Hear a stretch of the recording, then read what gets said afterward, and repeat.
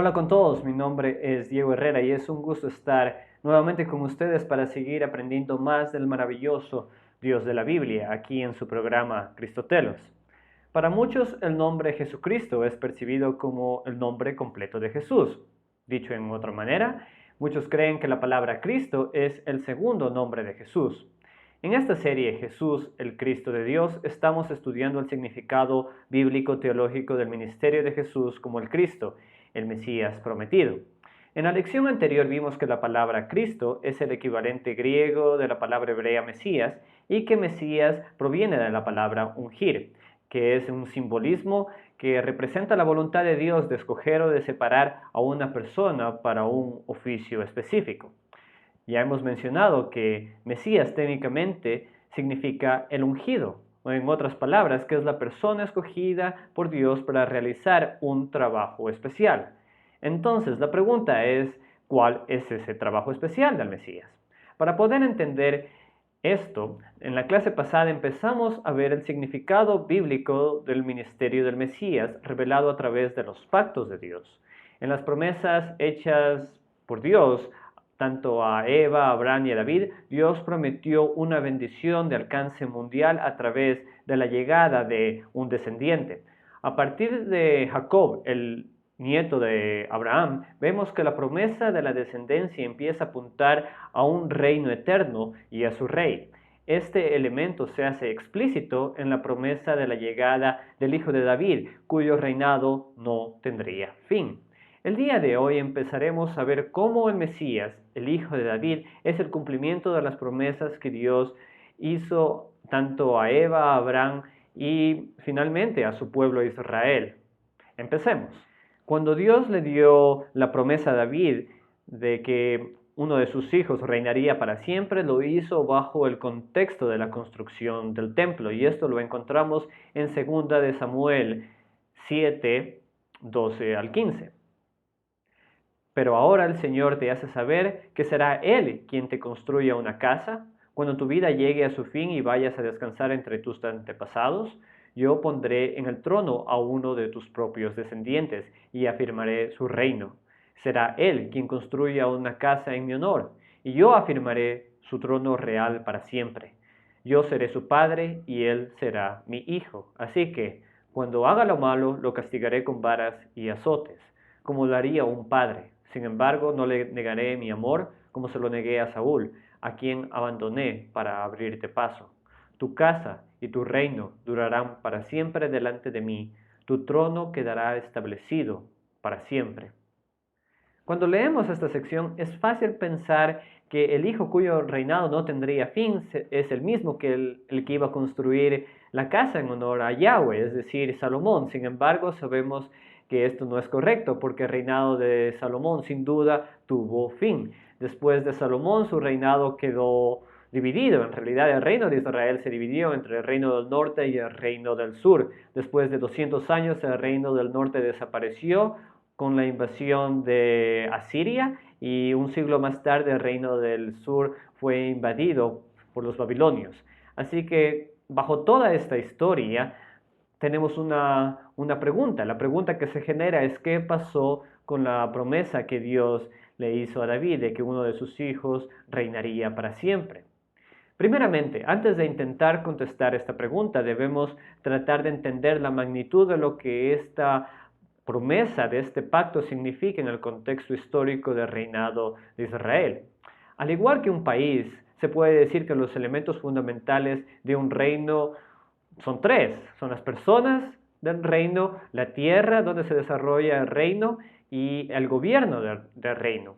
En la lección anterior y especialmente a lo largo de la serie El fascinante mundo de la Biblia, que tú lo puedes encontrar en nuestro canal de YouTube Cristotelos, hemos visto cómo las promesas que Dios hizo a Abraham y a Eva se conectan. Ambas promesas apuntan a una bendición universal por medio de la llegada de una descendencia. En las narrativas de Génesis vemos cómo Dios cumple la promesa que Dios le hizo a Abraham de darle una descendencia. Aunque para el final de Génesis la descendencia de Abraham son tan solo 70 personas, para el inicio de Éxodo vemos que esta descendencia había crecido tanto que el faraón tenía miedo de los israelitas.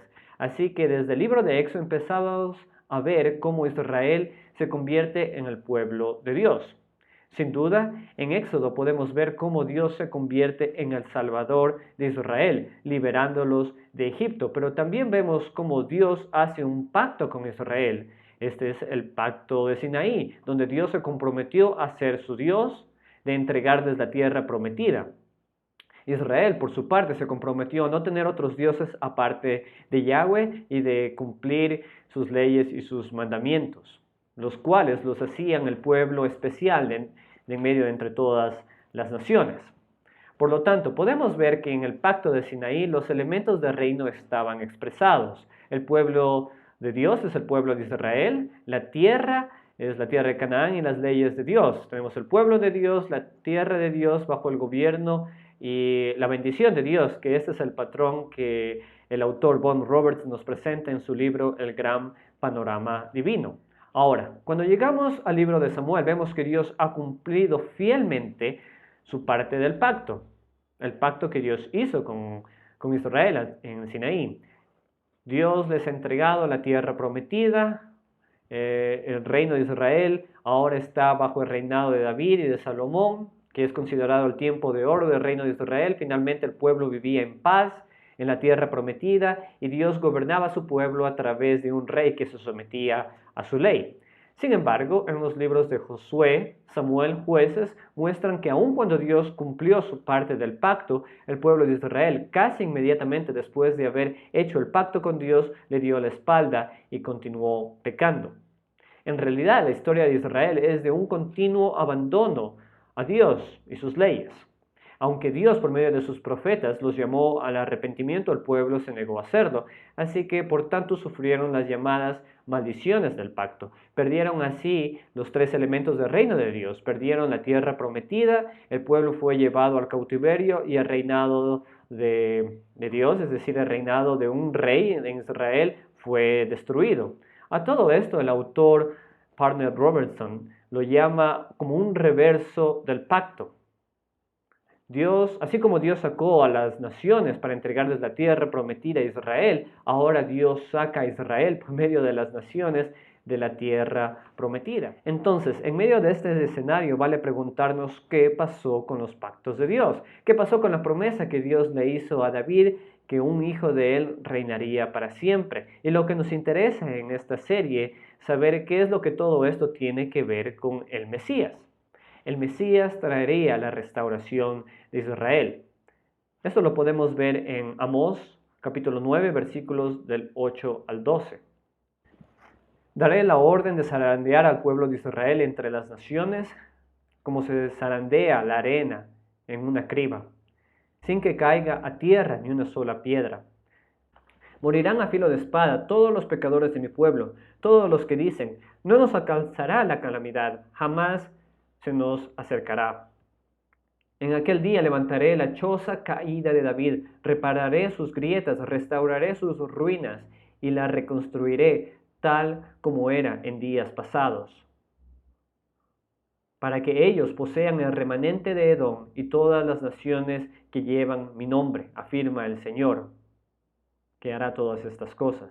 Vienen días, afirma el Señor, en los cuales el que ara alcanzará al segador, y el que pisa las uvas al sembrador. Los montes destilarán vino dulce, el cual correrá por todas las colinas. Restauraré mi pueblo Israel. Ellos reconstruirán las ciudades arruinadas y vivirán en ellas. Plantarán viñedos y beberán su vino. Cultivarán huertos y comerán sus frutos. Plantaré a Israel en su propia tierra, para que nunca más sea arrancado de la tierra que yo le di, dice el Señor tu Dios.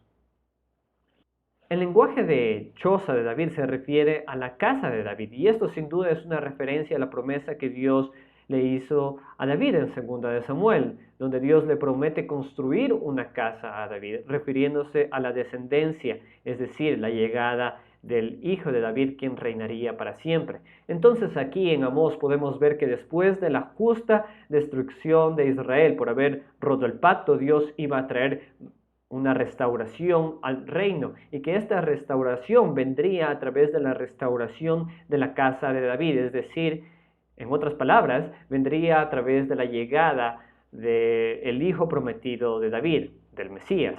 Esto se puede decir que es el mensaje de esperanza de restauración que los profetas anuncian en el Antiguo Testamento. Y esta anhelada restauración es parte del trabajo especial del Mesías. Pero hasta aquí llegamos el día de hoy. Mi nombre es Diego Herrera y te invito para que nos acompañes en nuestra próxima lección para juntos seguir aprendiendo más de Jesús, el Cristo de Dios, aquí en tu programa, Cristotelos. Saludos.